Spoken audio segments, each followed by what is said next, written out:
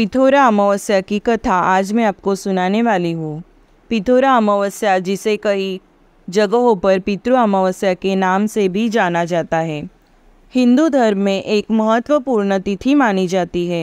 यह दिन पूर्वजों को समर्पित होता है, जहाँ परिवार अपने पितरों की आत्मा की शांति और आशीर्वाद के लिए पूजा अर्चना करते हैं। विशेष रूप से इस दिन को श्राद्ध कर्म और पितृतर्पण के लिए महत्वपूर्ण माना गया है। पिथौरा अमावस्या का महत्व इस दिन पर जोर देता है कि इस दिन किए कर्मकांड और पूजा से पितृगण प्रसन्न होते हैं और अपनी संतानों पर आशीर्वाद बरसाते हैं। कथा के अनुसार एक समय की बात है जब धरती पर एक राजा हुआ करता था।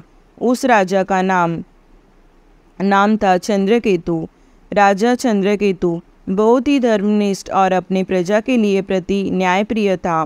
वह हमेशा अपने राज्य में शांति और समृद्धि के लिए काम करता था। राजा के जीवन का सबसे बड़ा सुख उसका बेटा था, जिसे वह बहुत प्यार करता था। राजा ने अपने बेटे का नाम अर्जुन रखा था। एक दिन राजा चंद्रकेतु के राज्य में एक महान ऋषि आए।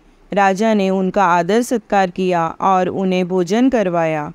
भोजन के बाद ऋषि ने राजा से कहा, हे राजन, मुझे यहाँ आकर बहुत अच्छा लगा, लेकिन मुझे तुम्हारे राज्य में एक दोष दिखाई दे रहा है।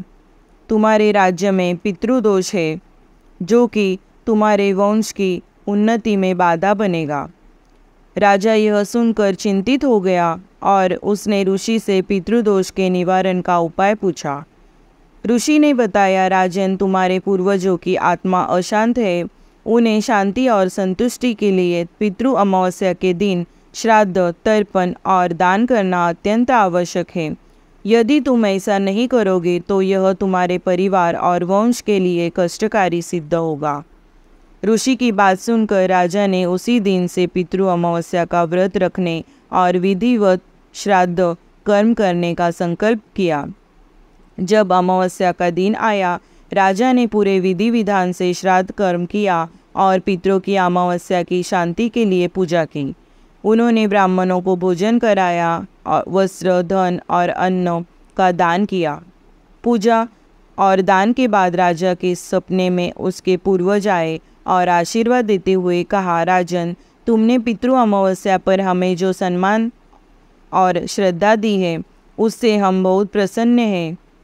अब तुम्हारे राज्य में पितृदोष समाप्त हो गया है।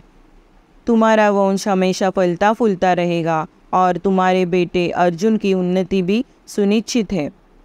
इसके बाद राजा चंद्रकेतु के राज्य में खुशहाली और शांति बनी रही और उसके बेटे अर्जुन ने भी अपनी योग्यता से पूरे राज्य में यश प्राप्त किया। इस घटना के बाद से पिथौरा अमावस्या का महत्व और बढ़ गया और लोग अपने पितरों की शांति के लिए इस दिन का व्रत और श्राद्ध कर्म करने लगे। पिथौरा अमावस्या की पूजा विधि। इस दिन प्रातःकाल स्नानादि के बाद पवित्र होकर अपने पितरों का स्मरण किया जाता है। घर के आंगन में या किसी पवित्र स्थान पर पितरों के नाम से पिंडदान और तर्पण किया जाता है। इसके बाद ब्राह्मणों को भोजन करवाकर दक्षिणा दी जाती है और ज़रूरतमंदों को दान किया जाता है। यह माना जाता है कि पितरों की आत्मा तृप्त होकर अपनी संतानों पर आशीर्वाद बरसाती है और उनके जीवन में सुख, समृद्धि और शांति आती है। पिथौरा अमावस्या की पौराणिक महत्व यह है कि इस दिन पितृलोक के द्वार खुलते हैं और पितृगण धरती पर अपने परिवार को देखने आते हैं।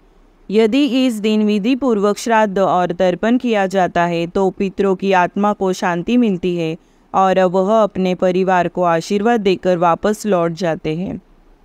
पिथौरा अमावस्या का यह पर्व न केवल पूर्वजों के प्रति कृतज्ञता व्यक्त करने का दिन है, बल्कि यह हमें इस बात का भी स्मरण कराता है कि हमारे पूर्वजों की कृपा और आशीर्वाद हमारे जीवन में कितनी महत्वपूर्ण होती है।